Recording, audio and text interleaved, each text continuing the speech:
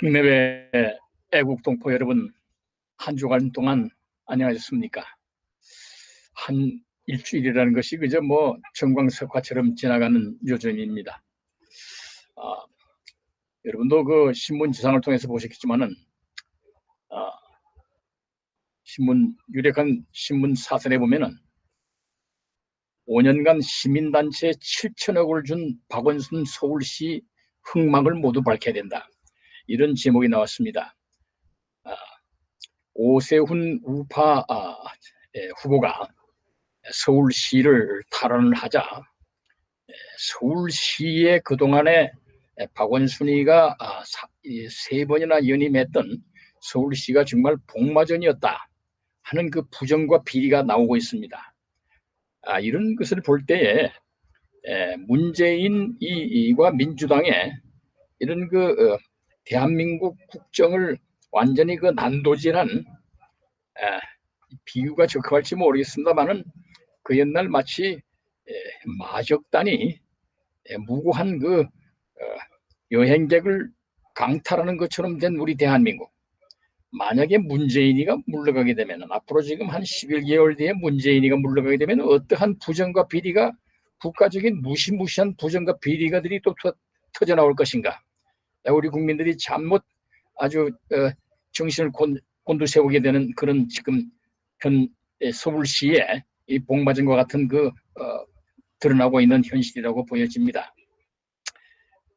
그렇기 때문에 이 선거, 이 대통령 직선제, 이거야말로 우리 국민들이 학수고대하고 있는 지금 국가적인, 국민적인, 역사적인 지금 기기가 된다고 우리가 봐야 되겠습니다. 그런데 여러분, 요즘 보면은 우리 화상 국민 골계에 대해서 몇 번 지적했습니다만은 이 문재인과 민주당, 이 사람들은 좌익 극렬 노조인 민노총, 이런 세력을 등에 업고 촛불 시위를 하던 그런 버릇을 가지고 지금 또다시 이 나라를 아주 난장판을 만들 그런 낌새가 보인다는 신문에 보도 나오고 있습니다. 그 가운데는 또 대통령 직선제를 없애버리는 그런 개헌 책동도 계속하고 있는 것으로 지금 드러나고 있습니다. 오늘 이런 중대한 시간에 우리가 이 18차 화상 대화를 가지게 되었습니다. 오늘 애국 열사님들의 말씀을 들으시고 우리가 다시 한번 이러한 반역 집단의 그러한 음모를 분쇄하는 다짐을 더욱 굳게 하는 이런 대회가 오늘 됐으면 좋겠습니다. 오늘도 먼저 정의사회 구현을 바라는 전국 교수 모임에 우리 공동 대표님이신 김성진 부산대학 교수님, 오늘 부산에서 말씀하십니다. 토요일은 서울에 와서 활동하시고 정말 너무나 몸이 부서져라 지금 좌파 국정 난동 세력과 싸우고 계신 우리 김성진 교수님의 말씀을 듣겠습니다. 문재인 정권과 중공의 이런 패권, 이런 문제에 관해서 말씀하시겠습니다. 박수로 환영하시면 감사하겠습니다.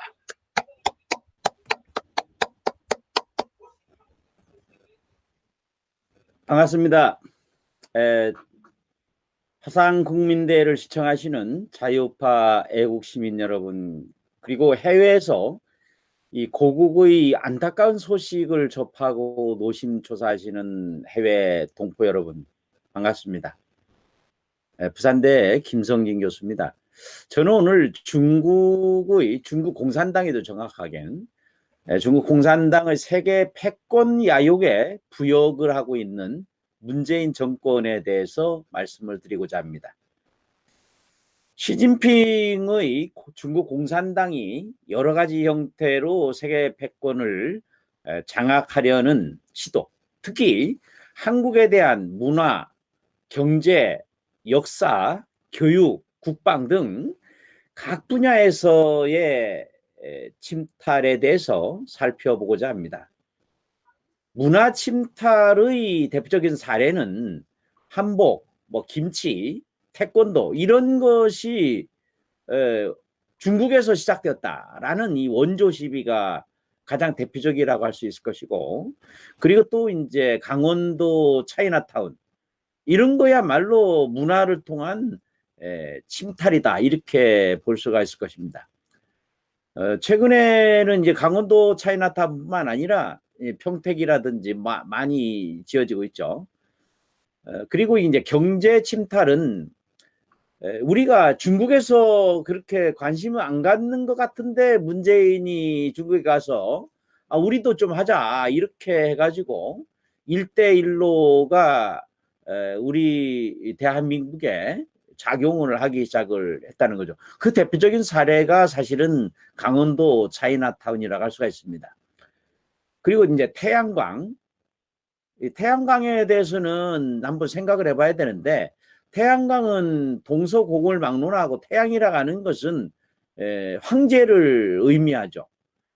근데 이제 북한의 김일성 생일을 우리가 태양절이라고 하는 것처럼 그런 공산주의 내지는 유사 전체주의에서 태양을 강조를 하는데, 이게 이제 시진핑부터 시작된 거는 그 앞에부터 되긴 했지만은 지금은 태양광이 거의 중국의 주도로 재편되고 있기 때문에 이 한국에서의 태양광, 특히 그 문재인 정권이 태양광에 대해서 집중적으로 투자를 유도하고 있기 때문에 이것이야말로 중국이 문재인 정권을 앞세워서 우리 나라에 대한 경제 침탈하고 있다 이렇게 보고 있습니다.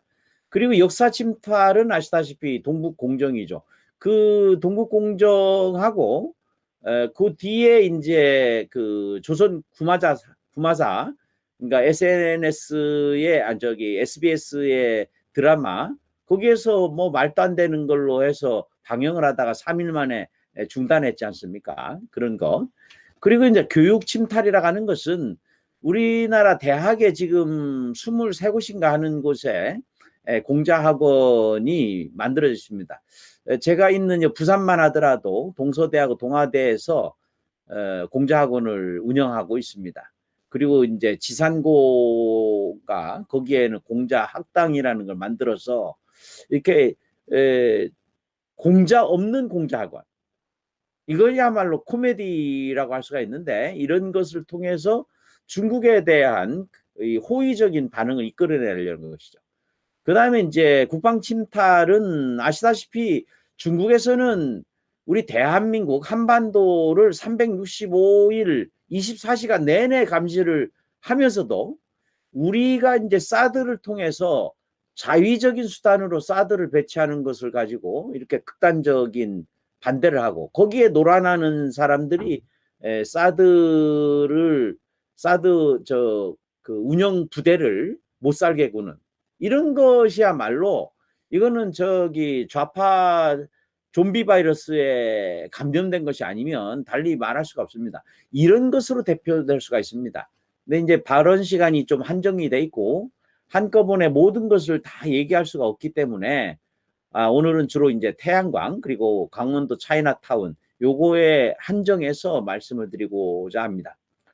4.7 보선의 압승에 따라서 이 서울시장이 보수 우파 우세훈 시장으로 바뀌면서 박원순 시장 체제에서의 비상식적인 예산 집행이 여론의 도마 위에 오르고 있습니다.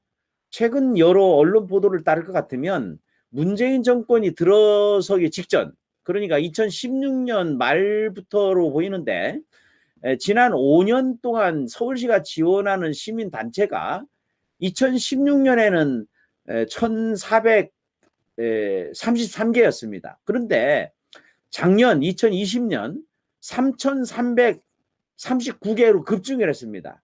그러니까 5년 동안에 무려 거의 2.5배 정도가 늘어난 것이죠. 그런데 그 5년 동안 지원한 예산이 합하면은 7,111억 원에 달합니다.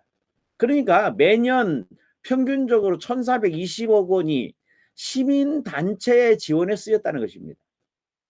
그러니까 이거는 관변 시민단체라고 할 수가 있는데, 서울시가 국민의 혈세를 써가면서 시민단체 양성소처럼 되어버린 것이죠.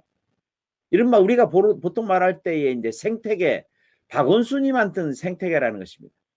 박원순의 서울시는 시민단체에 대한 편법적인 지원과는 별도로 운동권 출신의 활동자가 주로 경영하는 사업에도 막대한 사업 예산을 쏟아부었습니다.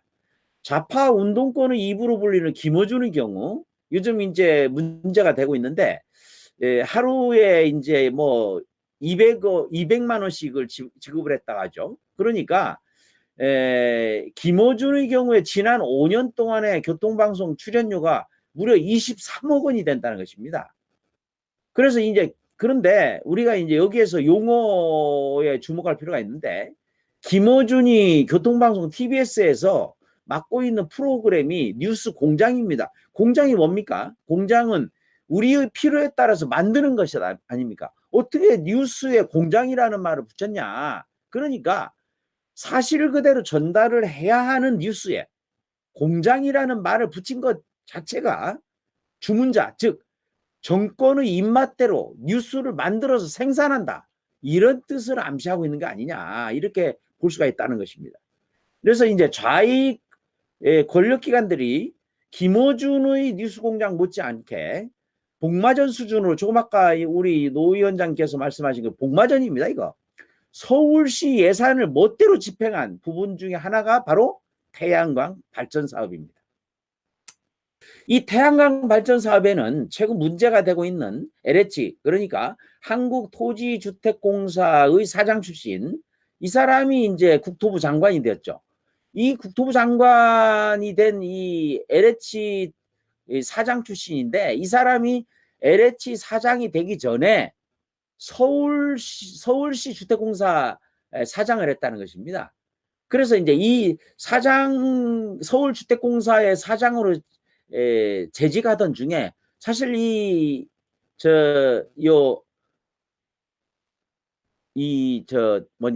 변창흠 장관, 이 양반은 그 박원순의 최측근으로 알려져 있습니다. 그래서 이제 최측근으로 알려져 있으니까 서울시의 주택 그 공사 사장으로 있다가 이제 공을 인정받아 가지고 그 토지주택공사 사장이 됐고, 그것이 이제 다시 국토부 장관으로 이어진 것이죠. 그런데 이 양반이 이제 서울주택공사 사장으로 재직할 때에 녹색 드림 협동조합, 이 이름에 주목할 필요가 있습니다. 녹색 드림 협동조합, 그리고 서울시민 햇볕 발전 협동조합, 그리고 이제 해드림, 요즘에는 썬몰로 바꿨는데 해드림 협동조합, 이 세 개의 태양광 업체에다가 이권을 몰아줬다는 것이죠. 그런데 이 세 곳의 태양광 업체가 공교롭게도 다 운동권 출신들입니다. 근데 제가 전에 데이터를 보니까 서울시에서 발주한 태양광 관련 사업 예산의 50% 이상을 얘들이 다 차지하고 있어요. 그런데 거기에 이제 대표적인 것이 허인회입니다. 허인회는 아시다시피 586 운동권의 대부지 않습니까? 이 사람이 이제 그 지금 더불어민주당 그 전신에 새천년 민주당이 이런 데에 국회의원 후보로도 출마를 했었는데, 이 사람이 이제 그 운영하고 있는 것이 녹색 드림 협동조합이고, 지금 이제 그 구속되었나요?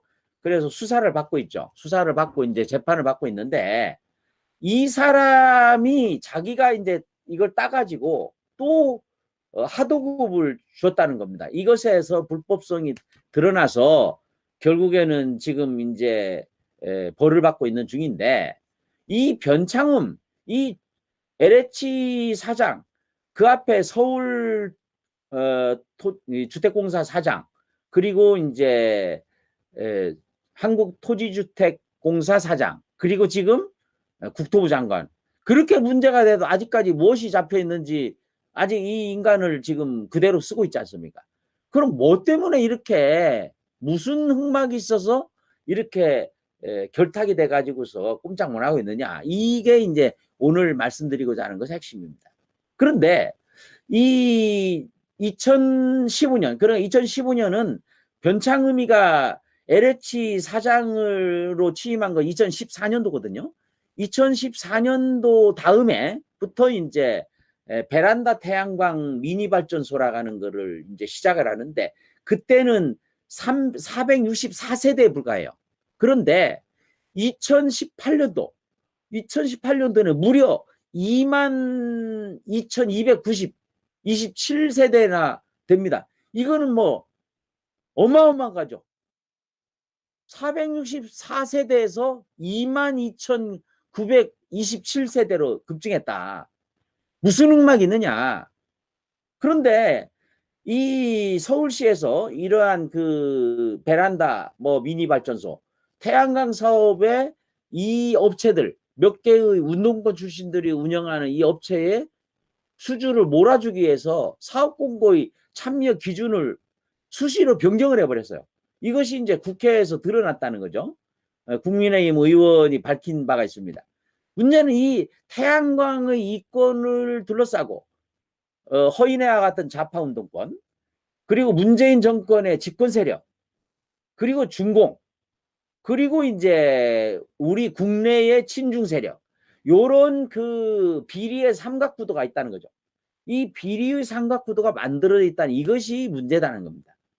태양광 발전이 중국의 세계 패권 야용, 이것과 불가분의 관계가 있다는 것은 최근에 이제 분명하게 드러나고 있는데, 그게 이제 대표적인 게 미국 그리고 EU에서 중국의 신장 위구르족, 이제 이게 무슨 얘기냐면 신장 위구르족을 수용소에 가둬가지고 그 공장에서 생산한다는 거예요.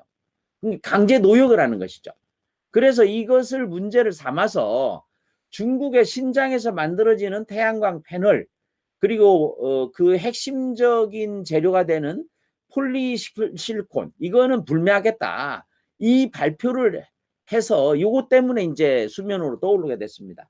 그런데 이제 태양광 패널이 기초 소재가 뭐냐 하면 조금 아까 말씀드린 폴리실리콘인데, 이 폴리실리콘의 경우에 전 세계 생산량의 81%, 무려 81%가 그 이제 중국에서, 그러니까 459kton인가 그렇게 됩니다.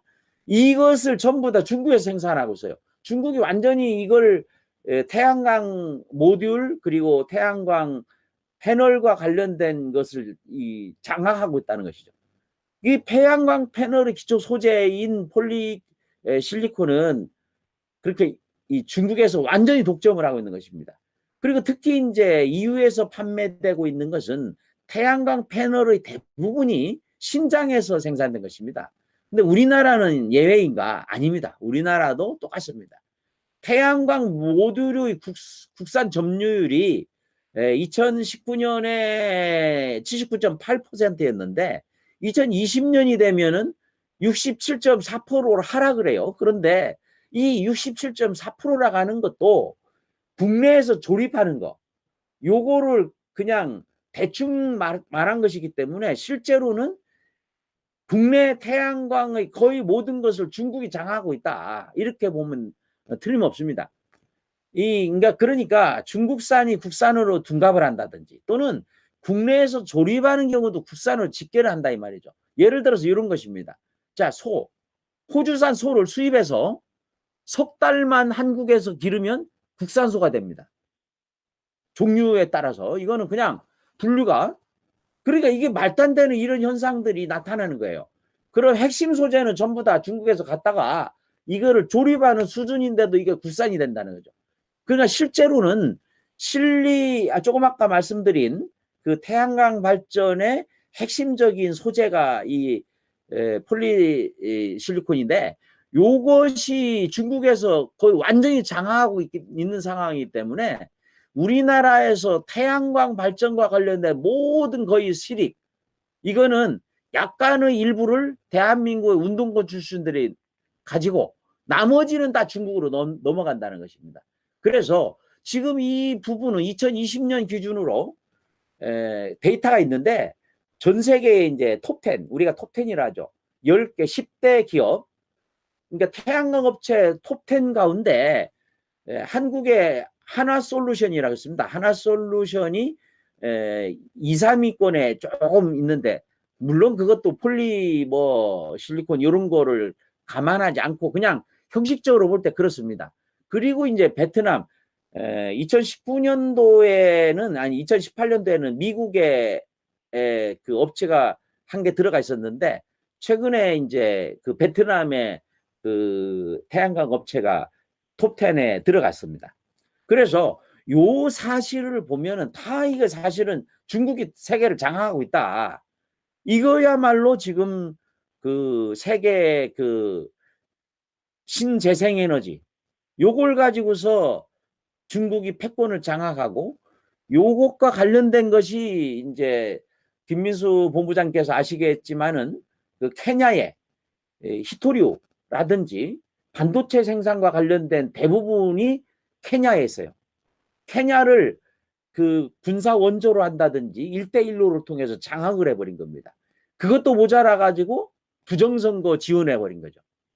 그래서 이 중국의 천인공노할 이 그 세계 패권 전략에 문재인 정권이 하수인 노릇을 하고 있다. 이게 너무 끔찍한 일이다는 얘기입니다. 그런데 우리나라의 이제 그 최대 규모로 그 태양광 발전하는 곳이 철원에 있는 곳인데, 철원에 있는 그 무슨 발전소죠? 그게 이제 그 철원의 발전소 이름이 모르겠는데 철원에 있는 태양광 발전소가 200kW인가 그렇게 됩니다.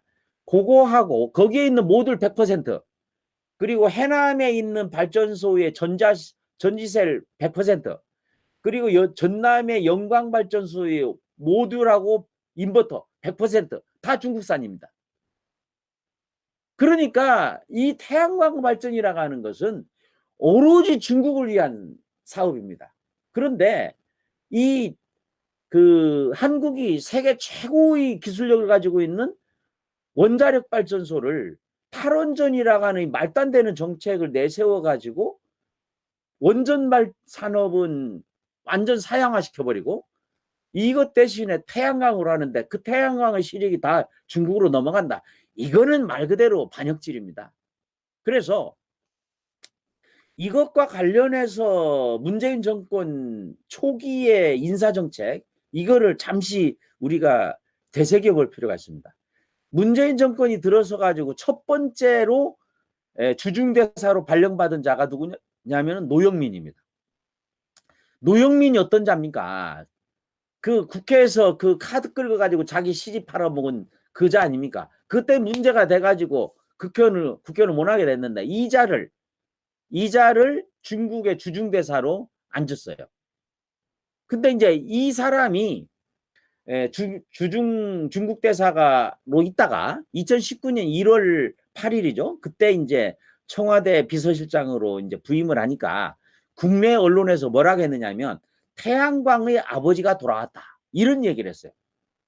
2019년 1월이 언제냐? 이 원자력 발전소 이 조기 폐쇄와 관련해 가지고 문제가 된 시점입니다. 그때에 이 인간이 주중대사를 마치고 이제 장하상한테 넘겨주고 이제 비서실장으로 들어왔죠. 그래서 국내 태양광 업체의 대부였던 노영민을 전 세계 태양광 시장을 독점하는 그 사실상 독점하고 있는 중국의 첫 번째 대사로 임명을 했다. 그리고 이제 그 노영민이가 주중대사를 있는 동안에 우리나라의 대규모의 아까 말했던 뭐 해남, 철원 그리고 그 저기 어디죠 그 전라남도의 그쪽에 세 개 요것들 전부 다 그쪽에 이런 것들이 이 주중대사를 있는 동안에 이게 본격적으로 저기 운영되기 시작했다. 이거는 진짜 끔찍한 일입니다. 그럼 도대체 중국의 시진핑 정권하고 그 다음에 이 문재인 정권하고 무슨 미략이 있었는가 이런 얘기를 한간에서 거론하고 있습니다. 그러니까 차이나타운 1대1로 태양광 원자력 발전 그리고 이제 뭐 아시다시피 총선에서 중국이 활로 더 파티라는 게 결국 그 얘기 아닙니까? 중국이 개입한 것이 아니냐 이런 의혹을 다 이게 뭐 너무나도 분명히 드러나고 있는데 이것이 어떻게 모종의 거래 없이 미력 없이 가능했겠는가 이런 의심을 하지 않을 수가 없습니다. 근데 이제 이 노영민의 후임으로 주중대사 후임으로 누가 갔느냐? 소득 주도 성장. 뭐 이상하죠. 소주 먹고 뭐 취한 건지 뭐 소주성 정책이라는데 이 소주 먹고 취한 이 이상한 정책을 황당한 이 정책으로 한국 경제 말아먹은 장하성이라는 자가 이 그 주중대사 후임으로 갔지 않습니까? 말썽이 많으니까 중국으로 보냈어요. 또 중국에 가가지고 무슨 짓을 하려고. 그래서 이 아들을 하고 그 다음에 이제 김수현 이제 장하성이 나간 다음에 그 자리를 김수현이 갔다가 그 뒤에 이어받은 사람이 이번에 그 저기 전세금 뭐 올리고 해가지고 물러난 경질된 저기 김상조 아닙니까? 이런 자들이 어떻게 태양광 관련해서 이런 짓을 할 수가 있는가? 그러니까 문재인 정권이 탈원전 정책이라는 미명하에서 세계 최고 수준의 한국의 원전 산업을 고사시켜가면서 강행하고 있는 이 태양광 발전 산업이라는 것이 도대체 중국의 세계 경제 패권 야욕에 이 문재인 정권이 팔을 걷어붙이고서 부역을 하고 있는 거 아니냐. 이런 비난을 피할 수가 없다는 것입니다. 그런데 이제 저는 이렇게 생각합니다. 문재인 정권이 이렇게 종중 매국지를 자행하는 이면에는 대통령 문재인을 포함해서 현 집권 세력이 젊은 시절에 리영이라고 하죠. 자기 스스로 리라고 바로 이 성씨를 바꾼 리영이가 전환시대의 논리를 쓰고 이 전환시대의 논리하고 8억인가의 대화라는 이 황당한 책을 썼는데 이 시대적인 시대착오적인 저작물에 불치병 수준으로 감염된 게 아니냐. 사고가 오염이 됐다. 그래서 이 리영이처럼 대약진 운동 그리고 문화대혁명 이러한 인류의 재앙이라고 할 수 있는 이런 집단 광기 이거를 유도한 인류 최대의 최악의 학살자인 모택동을 추종하는 자들이 철부지 홍위병처럼 한국의 문화유산을 파괴하고 있는 것이 아니냐 이렇게 볼 수 있다는 것입니다. 왜 이런 얘기가 나오냐면 지금 저기 최문순이가 하고 있는 그 철원 그 지역에 고인돌이 엄청 많아요. 그래서 선사유적지가 있는 이거를 무너뜨려 가면서 여기에다가 이 그 차이나타운 관련 사업을 진행한다. 이거는 정신 나간 자들이에요. 미친 자들입니다. 그래서 제가 말씀드리고 싶은 것은 결국에는 대한민국의 대통령이라는 자가 중국에 가서 혼밥 먹으면서 스스로 소국이다. 우리는 소국이다. 그래서 대국을 섬기겠다. 중국몽을 함께 하겠다. 1대1로에 우리도 끼어야 된다. 이런 식의 말도 안 되는 얘기, 이 대권 야욕에 사로잡힌 시진핑의 입에 우리 대한민국을 그대로 송두리째 집어넣고 있는 게 아니냐. 이런 말을 할 수가 있습니다. 대통령 문재인은 청와대 청원 게시판에 중국인 입국 그 코로나19와 관련해서 중국인 입국 금지 청원이 2020년 1월 23일에 시작되었는데 이날 신북방과 1대1로를 연계해라 이렇게 지시를 했습니다. 그리고 중국을 통해서 남북 철도를 추진해라 이런 지시까지 했습니다. 그러니까 강원도지사인 최문순이가 결국 강원도 차이나타운을 충청도도 경기도도 인천도 호남도 아닌 강원도에 왜 설치를 했을까? 이거를 건설을 추진했을까? 이거는 철저하게 문재인 정권의 이런 부역질에 그대로 따라하는 것이다. 이렇게 이해를 할 수가 있습니다. 그러니까 최문순이가 이제 이걸 단적으로 보여주는 것이 최문순이 어디에서 이제 인터뷰를 하면서 이 강원도에 건설되는 복합 문화타운은 수천 년의 깊이와 폭을 가지고 있는 중국 문화를 강원도와 대한민국 그리고 전 세계에 소개하기 위한 것이다. 이렇게 말을 합니다. 왜 우리가 조 단위의 막대한 돈을 예산을 써가면서 중국 문화를 왜 우리한테 소개를 합니까? 그러면 중국 관광객이 중국 문화를 보기 위해서 한국에 옵니까? 이게 잘못됐다는 것이죠. 그래서 저는 이것을 뉴스를 보면서 훈민정음 창제를 공개적으로 비판하고 반대한 최만리가 이게 지금 이 시대에 최문순으로 환생한 게 아니냐, 이런 생각을 하게 되는 것입니다. 그래서 우리들은 젊은이들로 하여금 좌파 언론과 운동권이 사상적 스승, 정신적 스승 이렇게 축혀 세우고 있는 리옹이, 그리고 막스, 레닌 이런 자들의 망령에서 자유로워질 수 있도록 이끌어줘야 된다는 것입니다.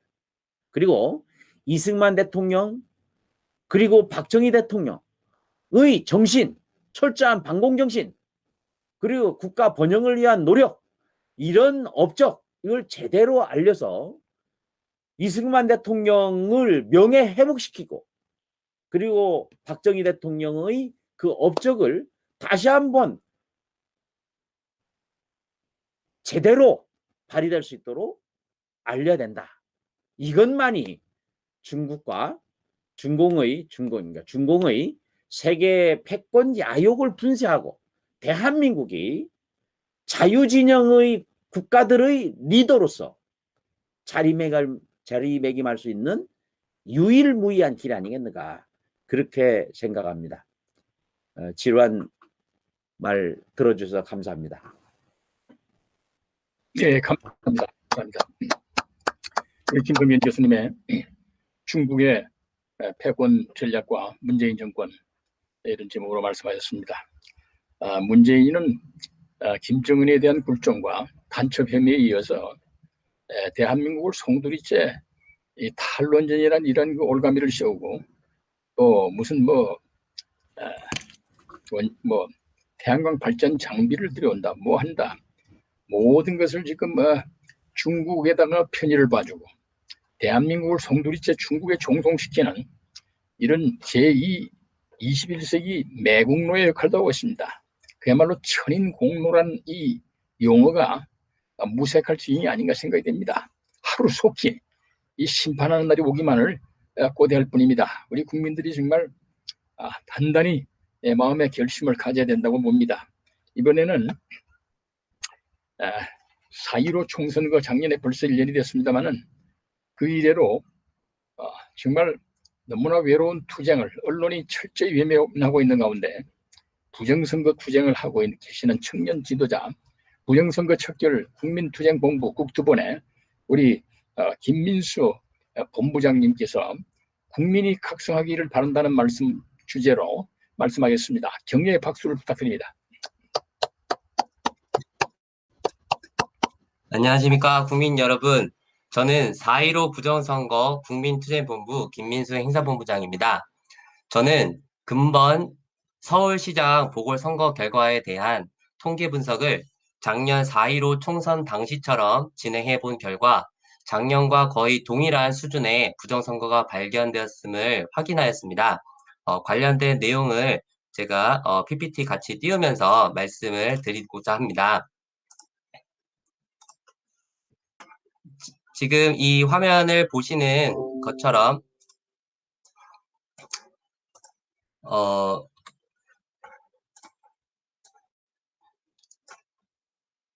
여론조사에서 나타났던 대로 당일 투표에서 압도적으로 오세훈 후보가 표를 얻었기 때문에 승리가 지켜질 수 있었을 뿐입니다.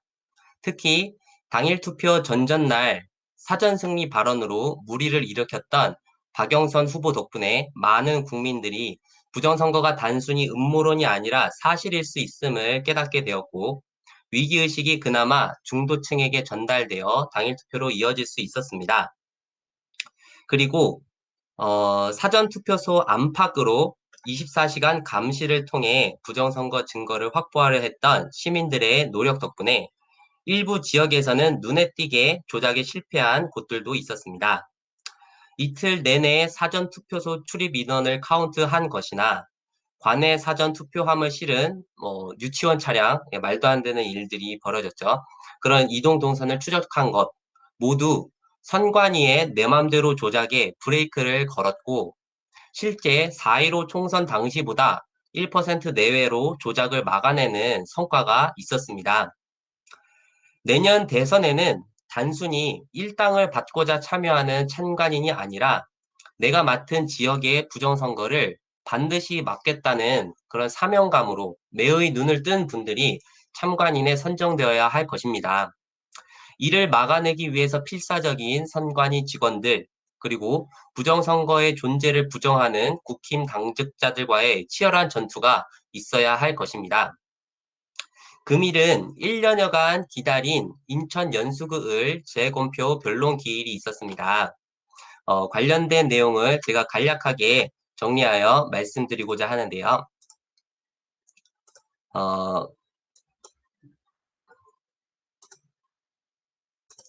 지금 이제 화면에서 보시다시피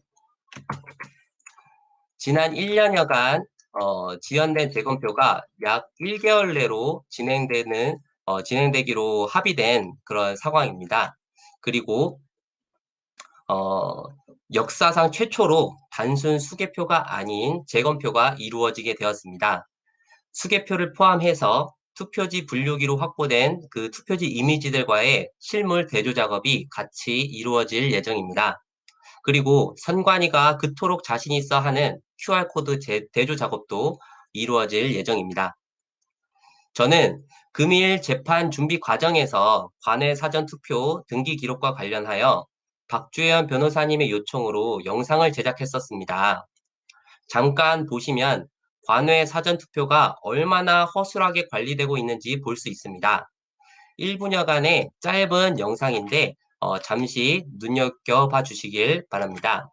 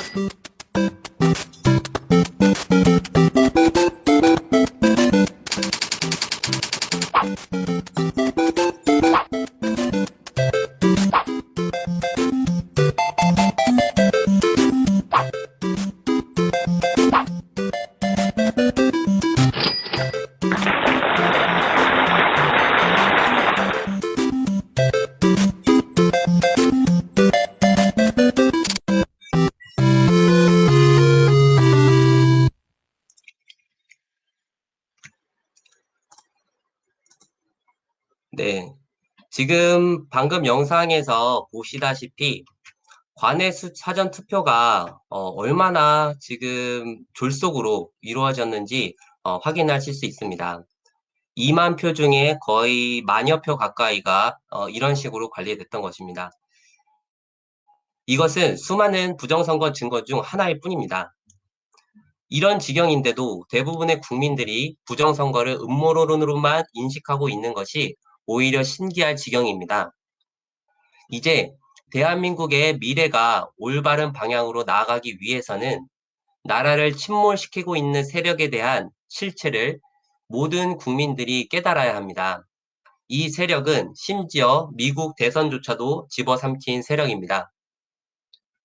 주류 매체에서 극우로 몰아갔던 미국 트럼프의 지지자들, QAnon들이 외친 메시지가 이제 우리에게 중요하다고 생각합니다. Great Awakening. 저는 이제 Great Awakening of Korea를 위해 국민들이 무엇을 깨달아야 하는지를 말씀드리려 합니다. 먼저 지금은 보이지 않는 전쟁이 벌어지고 있다는 것을 깨달아야 합니다. 전 세계를 자신들의 통제하에 두고 군림하고자 하는 세력들이 존재합니다. 이들은 뒤에서 국가를 조종하고 초국가 기업들을 조종하며 영원한 권력을 누리고자 합니다. 큐아논은 바로 이 세력의 실체를 깨닫고 저항했던 세력입니다. 이 세력이 어떤 전략으로 전 세계를 잠식하고자 하고 있는지를 또한 아셔야 할 것입니다. 이들은 초국가적인 재정을 확보한 상태에서 주요 은행과 국가기관들, 주류 언론사들과 빅테크 기업들을 포섭하였습니다. 우리나라 총선 부정선거와 미국 대선 부정선거에 대한 진실을 왜곡한 대표적인 곳들이 어디입니까? 바로 우리가 믿어왔던 주류 언론, 대법원, 페이스북, 유튜브 등이 아니었습니까? 이제 우리는 국가와 주류 언론, 빅테크 기업에 의존해왔던 삶의 양식에서 벗어나야 합니다. 사실 저 자신도 이 앞서 말한 국가, 주류 언론, 빅테크 기업에 찌들어서 그 속에서 살고 있는 그냥 평범한 시민 중에 하나일 뿐입니다. 저도 이것에서 탈출하는 것은 너무나 저에게도 힘든 일입니다. 하지만 국가도 국민이 있기에 존재하는 것이고 국가는 국민을 위해서 존재해야 함에도 불구하고 현재의 국가들은 전 세계를 통제하는 세력들의 노예가 되어 있고 코로나 사기를 연출하는 연극배우로 활동하고 있을 뿐입니다. 주류 언론이 제멋대로 진실을 왜곡하고 이슈를 이슈로 덮어버리려는 것을 깨달으셨다면 이제 진실을 외치는 언론인들을 찾아 응원하고 지지해 주어야 합니다. 올바른 시야를 가진 건전한 매체들이 발굴되어야 하고 이러한 미디어를 통해서 진실을 분별해야 합니다. 그리고 무조건적인 특혜를 누려왔던 초국가 빅테크 기업들을 견제할 국가적인 장치들을 마련해야 합니다. 또한 올바른 민주주의를 방해하는 모든 기계적인 수단을 배격해야 합니다. 완전한 어둠에 오랫동안 갇혀 있게 되면 빛에 눈뜨는 것조차 어렵습니다. 그러나 이 방송을 시청하시는 여러분 한 명 한 명이 희미하나마 소중한 빛을 밝히기 시작한다면 점차 많은 국민들이 어둠의 실체를 보기 시작할 것입니다. 우리들이 앞으로 어떻게 살아가느냐가 바로 이 나라를 각성시키느냐 마느냐를 결정할 것입니다. 저는 자랑스러운 우리나라, 자유민주주의가 숨쉬는 나라로 다시 돌아갈 때까지 제가 할 수 있는 일을 포기하지 않겠습니다. 함께 동참해 주십시오. 감사합니다.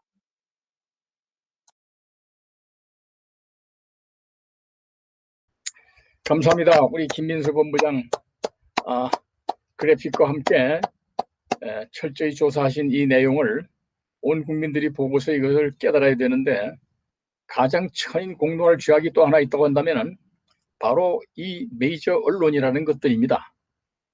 방송들은 뭐 민노총이 장악을 해서 그렇다지만은 대한민국의 독립운동과 같이 존재했던 조선일보나 동아일보 이런 신문들이 과거에 일제하고도 목숨을 걸고 싸웠는데 문재인이가 무엇이 그렇게 겁이 나서 공산당이 그렇게 겁이 납니까?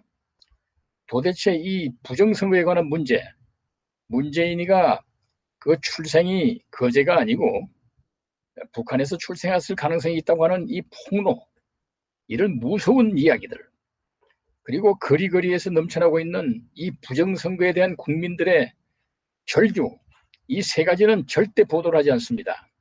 여기에 대한 대가는 반드시 우리가 민주회복 후에 치르게 해야 된다고 생각이 듭니다. 우리 김민수 본부장 너무 수고했습니다. 박수로 한번 격려해 주시면 감사하겠습니다. 그러면은 이 시간에는 이제 잠시 우리가 숨을 돌리기 위해서 우리 최대집 연주가님의 하모니카 연주를 애절한 연주를 듣듯이 들으시고 또 우리 김영선 애국 가수님의 그 애절한 그 무반주 개사곡을 풍자의 노래를 듣고 다음 순서를 진행하도록 그렇게 하겠습니다. 감사합니다. 이제 들어보시겠습니다. 멸홍. 제가 이게 뭐 별 재주도 않은 걸 가지고 여기 늘 쓰게 돼서 죄송스럽는데요. 이 연주를 위해서 이제 뭐 흘러간 노래를 쭉 살펴다 보니까 이제 오늘은 그 찔레꽃이라는 노래가 보였습니다. 그런데 이 노래가 1942년도에 나온 노래인데요. 그 원 가사하고 전혀 다른 가사가 요즘 불리고 있어요. 그래서 제가 가사를 이렇게 살펴보니까 제일 아리송한 게 뭐냐면 철의 객점 북두성 이렇게 돼 있는데, 철의 객점이 뭔가 제가 찾아봤더니 도대체 그런 말이 없고요. 천리 객창이 맞는 원 가사입니다. 그러니까 천리 타향에서 창을 통해서 보는 북두성이 서럽습니다. 뭐 이제 그런 뜻인데, 이 뭐 듣도 보다 못한 철의 객점이라는 이런 말이 붙어 있고, 하여튼 여러 곳에서 원 가사하고 좀 다른 데가 많습니다. 이제 뭐 이 정도 말씀드리고 연주 한번 해드리겠습니다.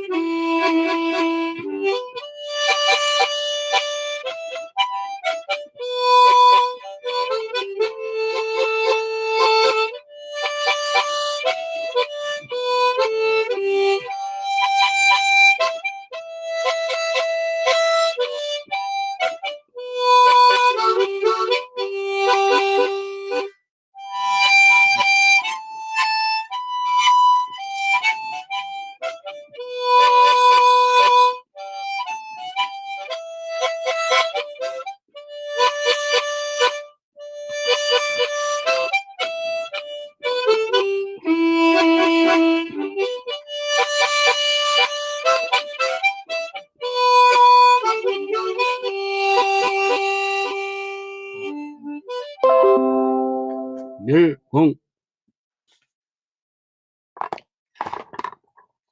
감사합니다. 저기 제가 어떻게 하면 보이죠? 감사합니다. 이어서 우리 잘 김영선 보입니다. 애국 가수님의 그 제사곡을 듣도록 하겠습니다. 참을 수가 없구나. 국민들의 분노가 문재인이 국민 향해 좀 쓰럽다 말하고,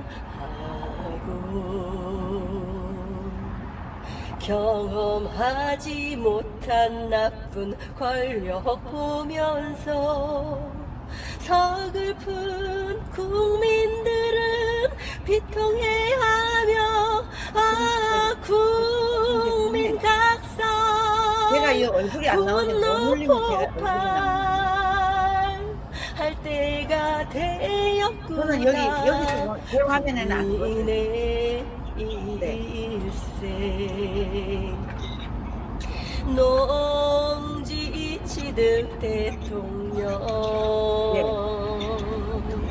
영농 자격 어떻게 마이크로 대통령이 하면은 근데 나는 하나도 안 보여. 시비 내가 걸지 말라고. 내 카메라가 권력을 내 맘대로 하면 독재지. 화가 난 국민들은 깨어나야지. 국민 각성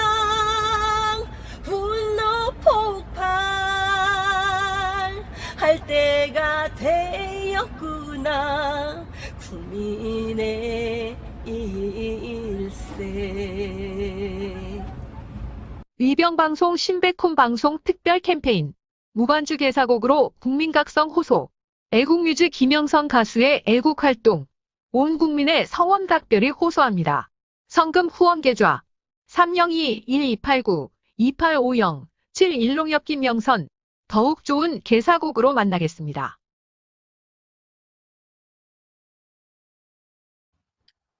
감사합니다. 우리 최대집 연주자님과 김영선 애국 가수님의 애절한 그런 하모니카와 또 연주를 들었습니다. 천리 객창 부두에 갇힌 망향의 신세가 바로 오늘 자유민주주의를 빼앗긴 우리 국민들의 우리 민족의 상황이 신세가 아닌가 생각이 됩니다. 또 저 추운 겨울에 우리 김영선 가수님이 주한 미국 대사관 앞에서 저렇게 천막을 치고 그 대사관을 지키면서 한미 동맹을 지키면서 외로이 저렇게 연주를 해서 녹화를 한 그런 그 무반주 개사곡입니다. 정말 그 애절한 그런 우리 국민 가수 그 은행 구자가 이 화면에 또 신백군 TV를 보면 잘 나와 있는데 얼마씩이라도 도와서 그분들이 활동하는데 큰 도움이 되도록 지원하는 이런 노력도 많이 필요하다고 생각합니다. 다음에는 우리 대한민국의 그 어머니들의 자유민주주의를 향한 그 절규를 대변하신다고 볼 수 있는 우리 주옥순 TV의 주옥순 대표님께서 말씀이 있겠습니다. 문재인 정권의 종말이 가까웠다.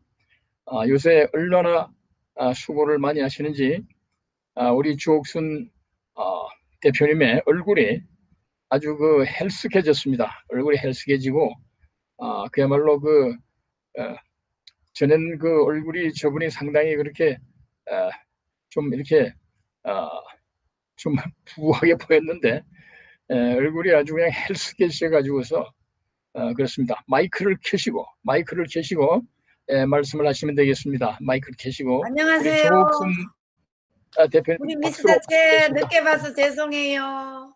정희 씨, I love you. 오늘 제가 집이 여기 시골이잖아요. 늦게 오다 보니까 이제 너무 배가 고파서 밥 막 먹고 올라왔어요. 지금 일단 우리가 서울시장 선거에 이겼다고 해서 지금 대한민국의 국민들이 들떠 있으면 안 돼요. 지금 그렇게 들떠 있을 때가 아니에요. 이제부터 더 시작이다. 저들이 망가뜨려 놓은 이 대한민국을 바로 세우려면 문재인하고 더 강력한 힘으로 싸워줘야 돼요. 그러려면 어떻게 해야 되느냐? 우리가 같이 힘을 모아야죠. 그래서 저는 이런 유튜브 방송에서 이런 영상 방송한다는 건 너무너무 좋게 생각합니다. 그래서 우리가 누군 좀 마음에 안 든다고 누구는 안 되고 누구는 안 돼. 이러면 안 돼. 이번에 우리 서울시장 안철수 후보랑 또 누구죠? 누구죠? 한 분 있었잖아요. 왜? 여당에서 오신 분. 금태섭, 안철수, 또 우리 오세훈 시장이 정말 잘해줘서 국민들이 다른 거 보는 게 아니야. 딱 뭉치는 걸 보고 쟤네들 뽑아줘도 되겠구나. 이렇게 해서 지금 이 서울시장이 된 거거든요. 자, 그런데 문재인 정권에서 이제 저들이 말로는 왔어요. 이미 망할 때도 다 망했는데 지금 여당에서도 지금 망하다 보니까 뭘 꺼내느냐 하면 헌법을 꺼내잖아요. 헌법을 꺼내는 이유는 쟤네들은 이것은 연방제로 가기 위한 하나의 술수다. 쟤네들이 연방제로 안 가면 이 헌법을 왜 고치려고 하겠습니까? 저는 대한민국의 문재인 정권이 저 청와대에 있지만 문재인 그 개인으로서는 힘이 없는 사람이에요. 저는 문재인 뒤에 분명히 문재인을 지시하는 세력이 있다. 그래서 문재인은 지금 청와대에 있지만 하나의 바지 사장밖에 안 된다. 저는 신랄하게 얘기합니다. 그렇기 때문에 문재인은 지금 이 코로나 백신서부터 어느 거 하나 우리 국민들을 만족시키는 게 하나도 없잖아요. 만족시키는 건 딱 한 번도 경험하지 못한 대한민국을 만들어서 이 자랑스러운 건국의 정신을 이어받아온 이 자랑스러운 대한민국을 지금 1980년도, 90년도로 돌리려고 하는 게 저 문재인 저 패거리들의 목적이에요. 그런데 거기에 한 수를 더 떠서 이 박원순이가 서울시장을 하면서 무려 10년 가까이 3,300 단체에 710억? 7,100억? 7,300억 가까이 돈을 뿌렸단 말입니다. 여러분, 이 세력들이 진정한 대한민국을 지키는 세력이겠어요? 아니에요. 저들은 대한민국의 돈벌레 같이 돈만 파먹는 세력들이지, 국가가 무너지든 말든 미래의 대한민국이 어떻게 가야 되는지 전혀 관심이 없는 그런 세력들이에요. 저들이 바로 북한의 김정은 독재자를 지지하고 친중을 지지하는 그런 세력들이잖아요. 그러니까 이 나라가 위기에 처할 수밖에 없는 거죠. 여기다가 지금 만약에 지금의 저 여권에서 헌법을 고친다, 그때는 국민들이 다 들고 일어나야죠. 이제 이번에 이 서울시장 뽑는데 정말 저는 지금까지 아스팔트에서 아무리 외쳐도 우리 젊은 2030들이 우리 말을 들으려고 하지도 않았어요. 근데 저는 이 위기를 통해서 기회가 왔다, 이런 생각이 들어요. 정교조 교육을 무려 30년 가까이 시켜놓은 세대들이 지금 사회에 진출해서 대한민국의 정치, 경제, 문화, 교육 각계에 다 들어가서 지금 진지전을 구축하고 있어요. 이 세력들이 정교조 세대들이에요. 얘네들 고칠 수 있나? 못 고쳐. 그런데 지금이 이제 20대, 30대 얘네들이, 이번에 그 젊은 아이들이 얼마나 오세훈 시장을 지지했습니까? 그리고 아직까지 여성들은 안 일어나고 있지만 그래도 44% 박영선이보다는 조금 더 찍었어요. 이런 것만 보더라도 우리가 그렇게 교육을 시키고 2030들이 아버지, 어머니 얘기 듣지 않고 할머니들을 털딱이라고 조롱하고 했지만 자기네들이 지금 죽게 생겼어. 대학 졸업해도 갈 데도 없어. 취직도 안 돼. 알바도 100대 1이야. 이러니까 이거 뭐가 잘못됐어. 우리가 지금까지 생각했던 문재인이가 아니야. 그럼 어떻게 해야 돼? 우리가 바로 찍어야지. 이래가지고 지금 2030들이 다 들고 일어난 거 아닙니까? 나는 물론 대한민국의 저 문재인 일당들을 대통령으로 뽑아가지고 우리 국민들에게 너무나 많은 고통은 주지만, 저는 6.25 전쟁 이후에 대한민국의 이 빨갱이 세력들이 지하에서 지금까지 꽈리 틀고 있다가 이번에 문재인 때문에 다 들고 일어났어, 쟤네들이. 그러니까 이제는 우리는 다 알고 있어, 저들이 어떤 인간들인지. 그러니까 이번에 이 기회를 통해서 물론 국가가 위기는 왔지만 좋은 역사적인 교훈을, 지금 정교조 교육을 받고 있는 우리 아이들에게는 너무나 큰 기회가 왔다. 얘네들을 바로 세우는데.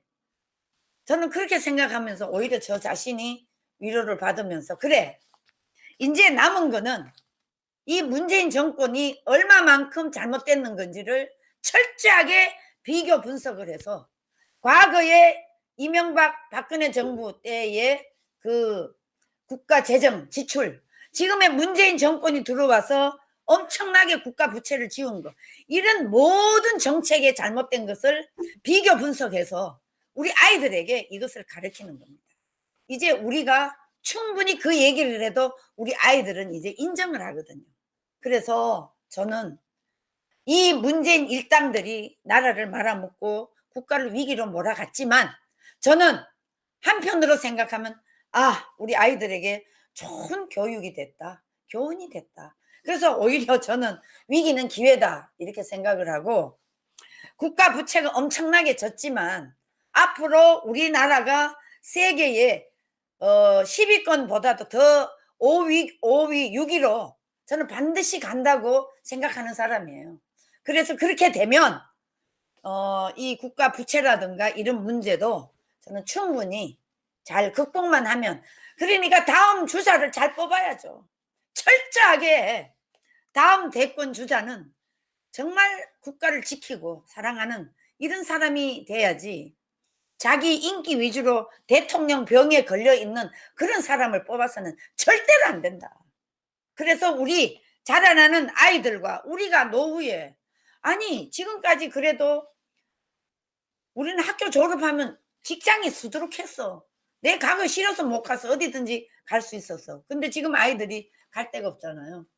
이런 것을 봤을 때 우리 아이들이 철저하게 이제 교육이 돼 가고 있으니까 우리가 여기서 방관하거나 뭐 내년에 대선도 이제 이렇게 가면 될 것이다, 쟤네들이요 절대로 대선을 그냥 하지 않습니다. 부정투표 수단과 방법을 가리지 않고 할 일이라고 저는 100% 의심하고 있기 때문에 이번에도 부정선거 했어요. 부정선거 했어요. 그거를 에포크 타임즈에서 보도한 게 있어요. 그 정도로 했지만 내년 대선에서는 수단과 방법을 안 가릴 겁니다. 그럼 우리 어떻게 해야 돼? 철저하게 준비하고 애국 세력들이 이 부정선거에 대한 인식을 확실하게 더 공부하고 계속 쪄들어야 돼. 내년 대선 때까지 강남 여기서부터 어디까지 계속 부정선거를 거론해서 감시단을 더 많이 구축하고 해가지고 문재인 일당이 이제 대한민국에서는 더 이상 너네들이 안 된다. 이 북한 종북 세력들과 극좌익 세력들을 몰아내야 된다. 저는 이렇게 생각을 하고요. 아무튼 저는 열심히 밖에서 투쟁하고 있으니까 우리 다 같이 힘을 모아서 나라를 찾는데 함께 힘을 모아 나가면 좋겠다, 이렇게 생각을 합니다.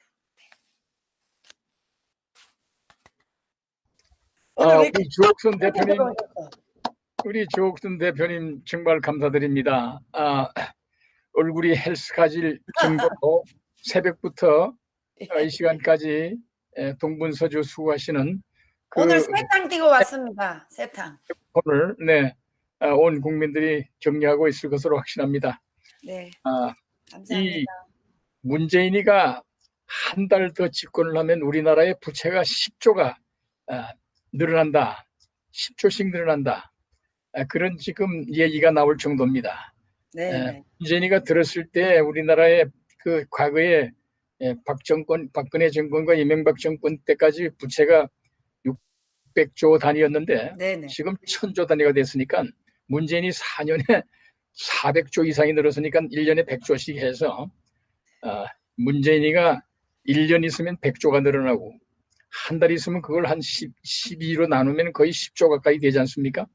한 달 더 집권하면 10조가 늘어나니까 빨리 이걸 끌어내야 되는데 맞습니다. 하나님이 하늘에서 갈고리를 내려서 끌어냈으면 좋겠다, 그런 생각이 듭니다. 정말 감사드립니다. 이번 제가 선거가 한 가지만 더 말씀드릴게요. 네. 만약에 저 민주당에서 개헌을 하겠다 이렇게 나오면 대한민국의 2,500만 여성, 저 주사파들 저 빼고는 우리 여성들이 다 나와야 됩니다. 저는 반드시 그렇게 하도록 하겠습니다. 감사합니다. 그렇지. 다음에는 이제 이 우리가 격언을 보게 되면 인간의 노력이 끝나는 곳에 하늘의 도움이 시작된다는 그런 말이 있습니다. 얘들이 부정선거나 이런 거 선거를 없애는다든가 이런 흉계를 할 때는 천우신조, 천심이 그냥 있지 않을 거다, 이렇게 우리가 소망을 가져볼 필요가 있을 것 같습니다.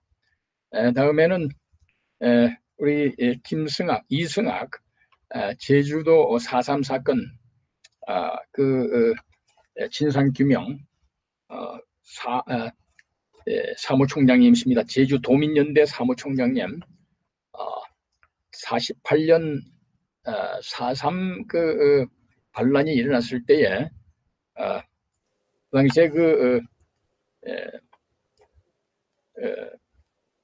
그들이 우리 이 당시에 선거를 방해하기 위해서 그들이 총선 50총선을 방해하기 위해서 가진 공작을 했는데 그 진상을 오늘은 또 설명을 하시겠습니다. 박수로 환영해 주시면 감사하겠습니다. 반갑습니다. 저는 제주 사산 진실 규명도민연대 사무총장 이승학입니다.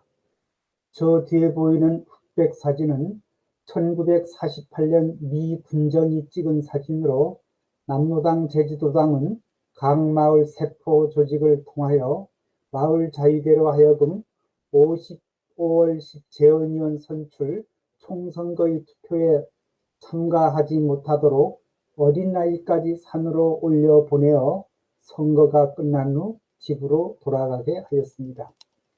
오늘의 주제는 남로당 제주도당이 50 총선거 방해입니다. 미 군정 장관은 예정된 선거일이 다가오자 3,500명 경찰력으로는 전국 13,800여 개의 소위 선거 사무소를 지킬 수 없다는 조병욱 경무부장이 건의를 받아들여 1948년 4월 16일부로 향보단을 조직하여 경찰을 지원하도록 했습니다.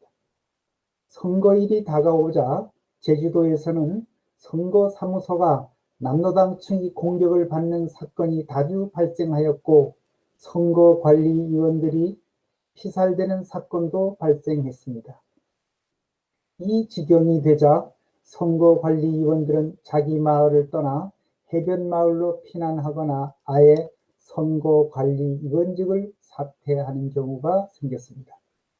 위원직을 사퇴한 곳에서는 경비대가 투표용지 배분이나 투표함 운반 같은 일을 대신하기도 했습니다.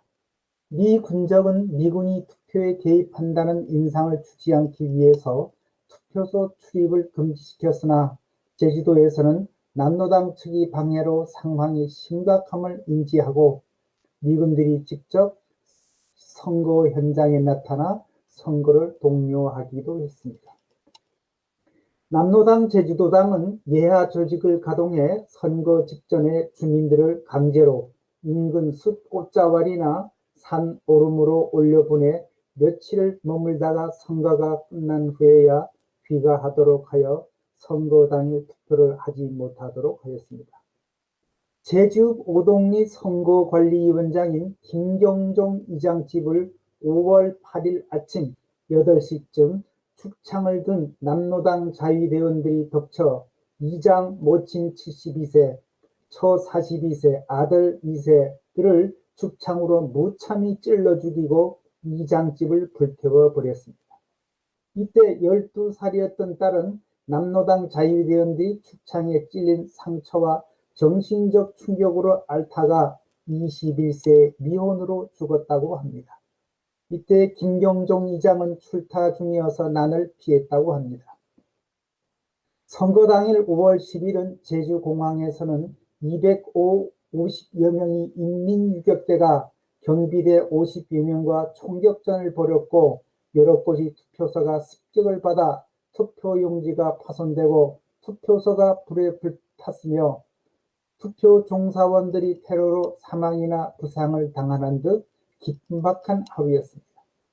그리고 선거가 끝난 후에도 선거 종사자나 우익 인사 등 선거에 비협조적이었던 사람에 대한 테러가 계속되었는데 남로당 인민유격대 아지팀 오르미 동굴에서 친동생이 끌려온 형을 죽이고 사촌 시동생이 끌려온 형수를 죽이는 듯 가족에게 희생되는 경우도 있었습니다. 이들은 타이에 의해 끌려온 가족을 죽여야만 했습니다. 미 군정은 미군과 경비대, 경찰, 향보단까지 총동원하여 선거를 독려했지만 선거를 제대로 치르지 못하였습니다. 5월 10 총선거일 날 새벽 6시경 남로당 유격대 및 자위대원들은 총선거를 방해하기 위하여 투표소가 설치되어 있는 남제주 표선면 가시국민학교 초과로된 임시교사를 침입 포위하였습니다. 일제 구구식 소총과 죽창을 든 이들은 교실에 난입하여 가실이 선거관리위원장인 이 학교 문상현 교장을 형체를 못 알아볼 정도로 무참히 철창으로 찔러 죽였고 또 관사 밖으로 몸을 피하려는 교장 선생이 부인을 철창으로 찔러 중상을 입히기도 했습니다. 가실이 선거관리위원인 마을리장 강팽링이 집을 찾아가 리장을 무참히 집안에서 철창을 찔러 살해했습니다. 선거 종사자나 우익 인사 등 선거에 협조적이었던 사람에 대한 테러는 50선거가 끝난 후에도 계속되었습니다.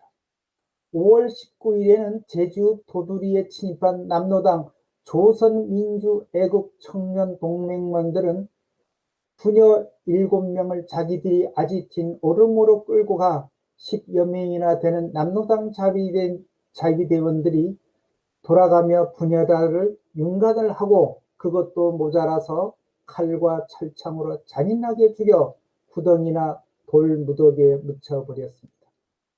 제주도 선관위 기록에 의하면 선거 기간 중 선거관리위원 1206명 중 15명이 살해당하고 5명이 중상을 입었으며 상당수가 피신 중에 있었습니다.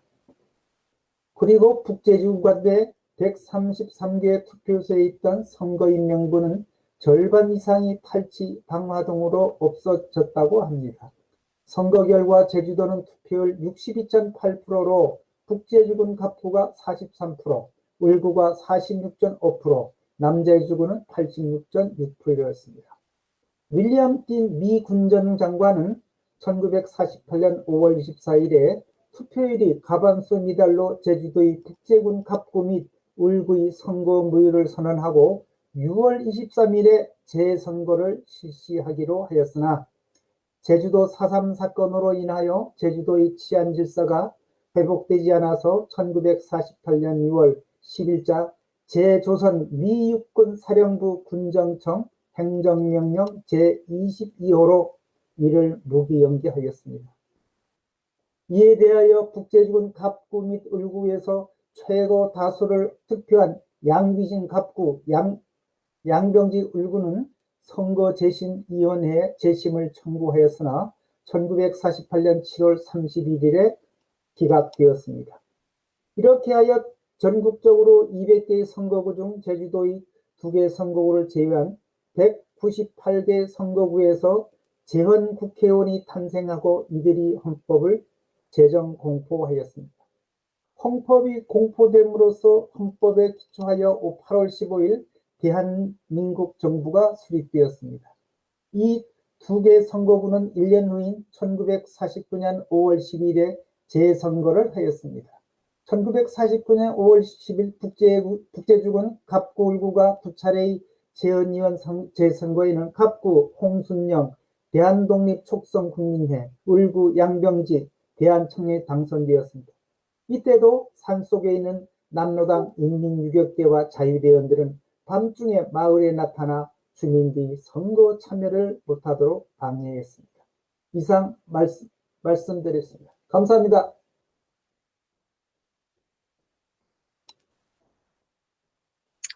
감사합니다. 감사합니다. 우리 이승학 총장님의 1948년 지금부터 벌써 70년 가까운 그 역사입니다만은 정말 너무나 생생한 그런 이 좌익 공산 반란 집단의 이 무자비한 이 폭력이 난동이 얼마나 무서운가를 우리가 바라볼 수 있고, 오늘날 이제 이 문재인과 민주당 이 좌익 반역 세력들이 물러나기에 앞서서 과연 이와 유사한 난동과 폭력을 저지르지는 않을까, 정말로 소름이 끼치는 그런 현장 보도였습니다. 우리가 이 4.3 사건의 진상을 자세히 들여다볼수록 이 공산당, 이 반자유민주주의 역도들의 그 얼마나 그 존재가 무서운 존재인가를 갖다가 직시하게 하는 그런 좋은 기감이 된다고 보여집니다. 우리 김승학 총장님 외로운 투쟁을 하고 계시는데 다시 한번 박수로 격려해 주시면 감사하겠습니다. 다음에는 오래 기다렸습니다. 우리 문재인 파면 탄핵 퇴진을 바라는 국민모임 서울시 위원장을 맡고 계시는 우리 최정희 위원장님, 이 집요한 개헌 시도는 반역이다. 집요한 개헌 시도는 반역이다. 이런 주제로 말씀을 하시겠습니다. 박수로 환영해 주시면 감사하겠습니다.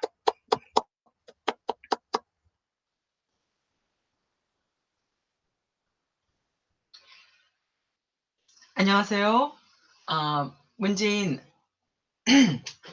정말 그 문재인 파면, 탄핵, 퇴진의 그날을 기다리는 문재인 파면, 탄핵, 퇴진 국민 모임의 서울시 위원장 최정희입니다.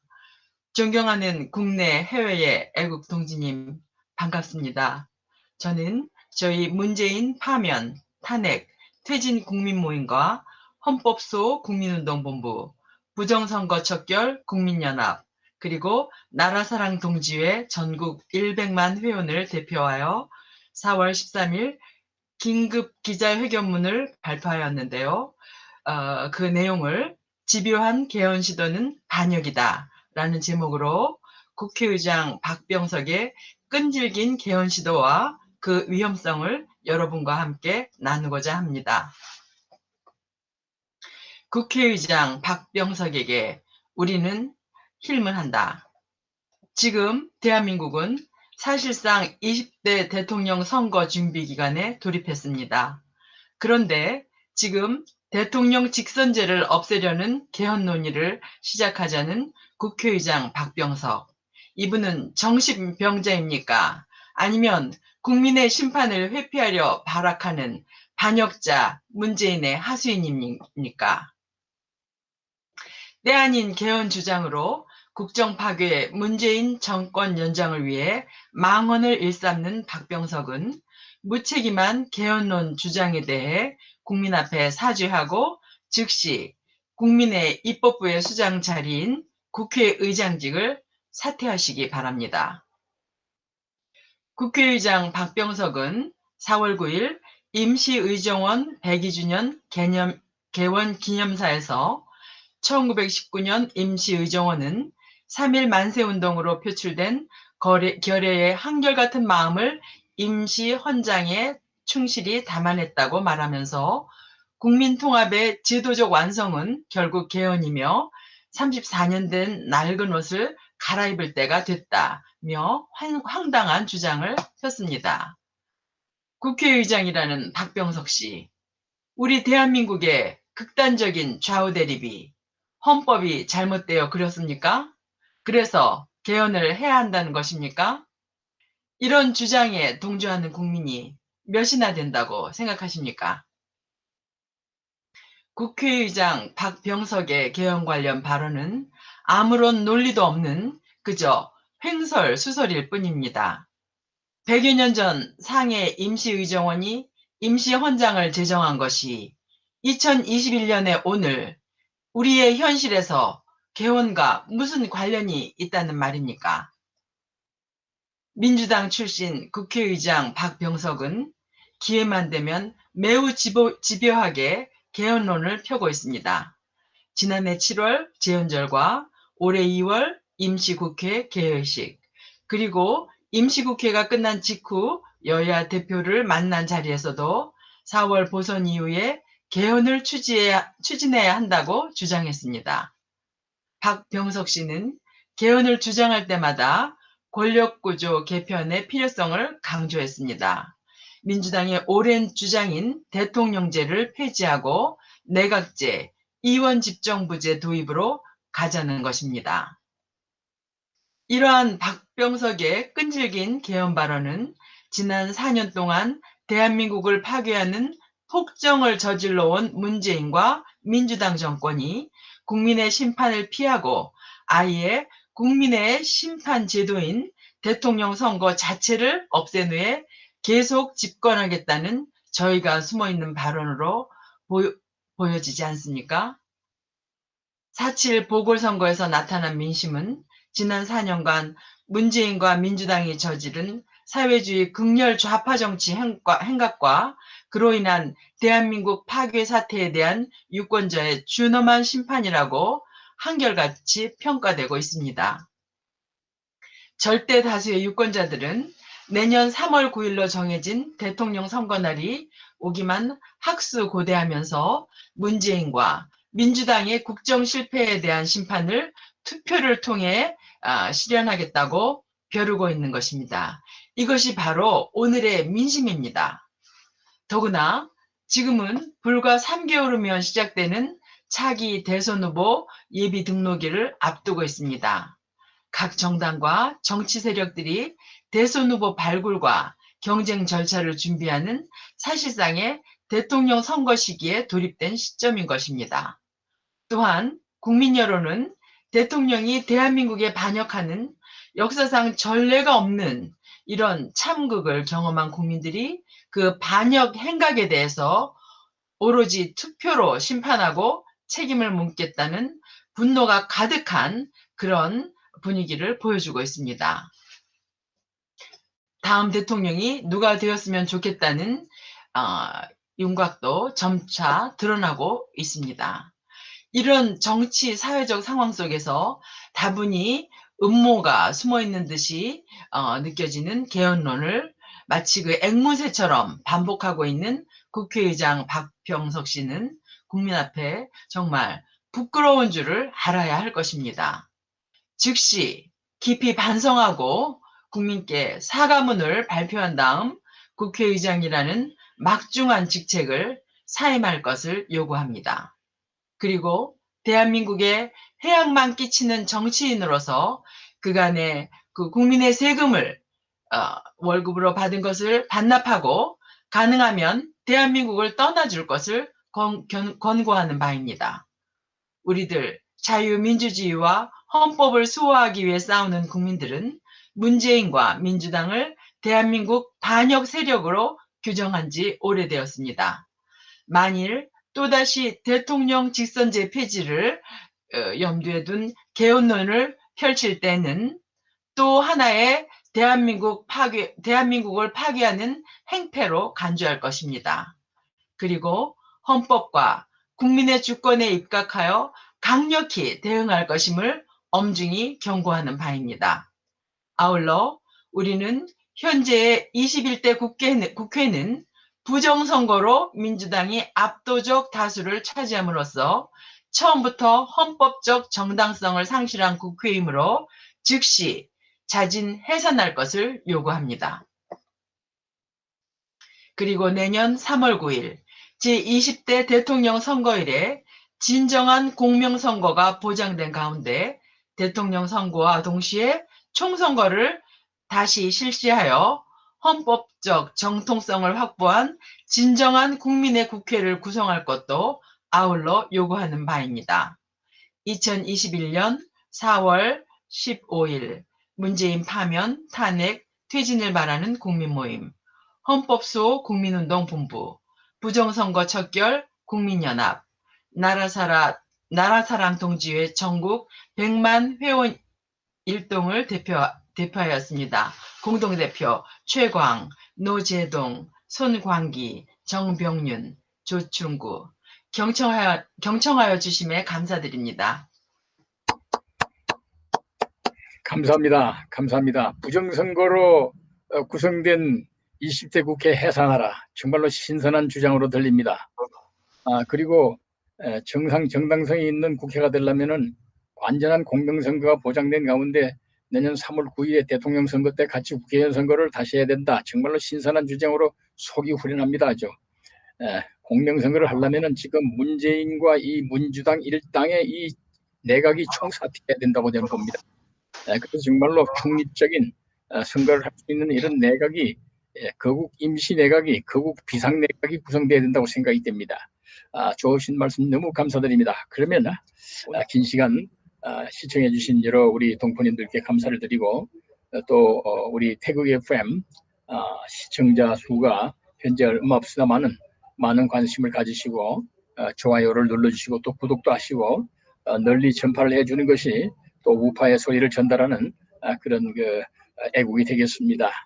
오늘 우리 연사님들 너무 수고하셨습니다. 다음 또 우리 이 화상 집회 제19차 집회는 한 주일 뒤에 4월 22일 한 주일 뒤에 역시 같은 시간에 진행이 되겠습니다. 많은 참여와 격려를 부탁을 드립니다. 여러분의 안녕과 평안을 기원하면서 오늘 박수를 함으로 모두 순서를 끝내고자 합니다. 감사합니다.